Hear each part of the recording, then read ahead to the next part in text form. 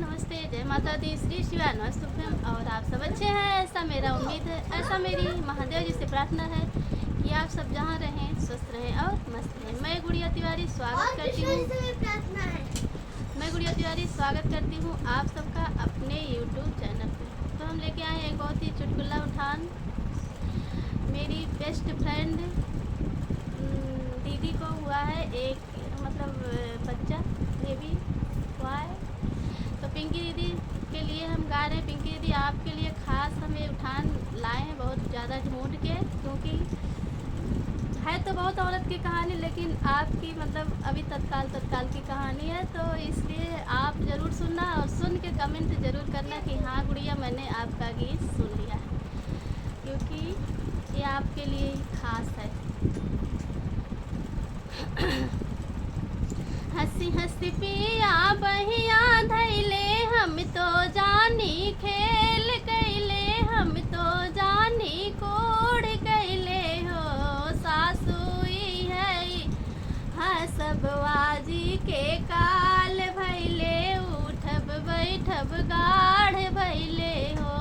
सासुई है हसब वाजी के काल भैले, उठब बैठब गाढ़ भैले हो।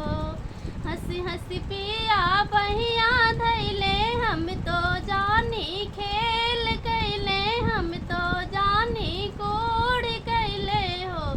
सासुई है सब वाजी के काल भैले, उठब बैठब गाढ़ भैले हो।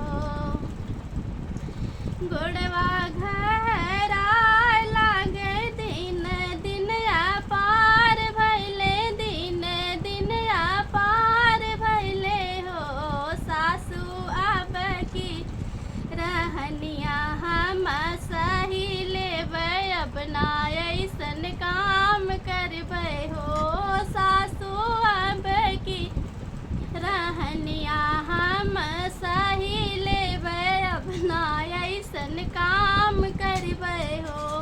पिंकी दीदी ऐसा कह रही थी कि अब दोबारा नहीं होगा। ओ सासू अब की रहनिया हम सही लेबै, अब ना ऐसन काम करबै।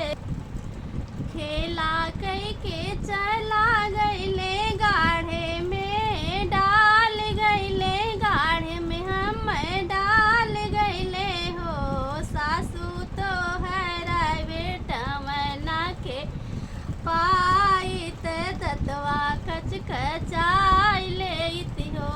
सासू तो है रे बेटवा के जो पाइत, दतवा कच कचाई लेत, दतवा उनकर तोड़ देत, जुलफी उचार लेत हो। सासू तो है रे बेटवा के जो पाइत, दतवा उनकर तोड़ देत, जुलफी उचार लेत हो। हंसी हंसी पिया बहिया धैले, हम तो जानी खेल कैले, हम तो जानी कोड़ कैले हो। सासुई है हसब वाजी के काल भैले, उठब बैठब गाढ़ भैले हो। रतिया रतिया नींद न आवे, जियरा बेचैन रहे, जियरा बेचैन रहे हो। सासू बनल भोजन वन खाई, हाँ सब बेह सब काल भैले हो। सासू बनल भोजन वन खाई, हाँ सब बेह सब काल भैले हो।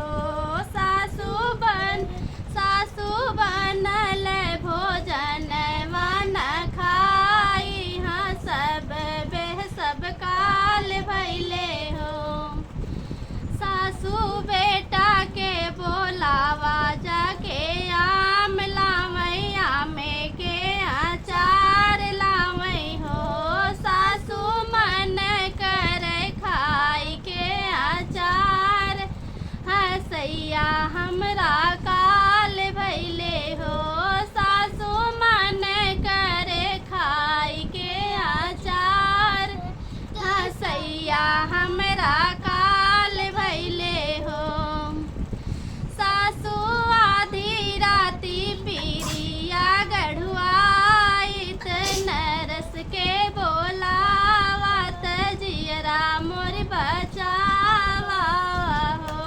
सासू आधी राती पीरिया गढ़वाइत नरस के बोलावत जियरा मोर बचाई ले तू हो।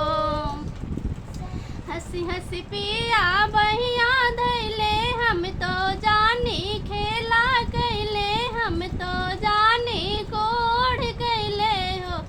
सासू ई है सब बाजियो के काल भैले उठब बैठब गाढ़ भैले हो। सासू ई है सब बाजियो के काल भैले उठब बैठब गाढ़ भैले हो। सासू आवै मसक वाली पीरत ललना जनम लिहे हो। सासू आवै मसक वाली पीरत ललना जनम लिहे हो। बहू मोरा पुताए सबलवा सासू बहू मोरा पुताए सकुलवन तात जियरा जुड़वाई दिहस मुँह माया जोर भैले हमार ओ नाती भैले हो। सासू बहू मोरा पुताए सकुलवन तात जियरा जुड़वाई दिहस हमार ओ नाती भैल मुँह माया जोर कैलस हो।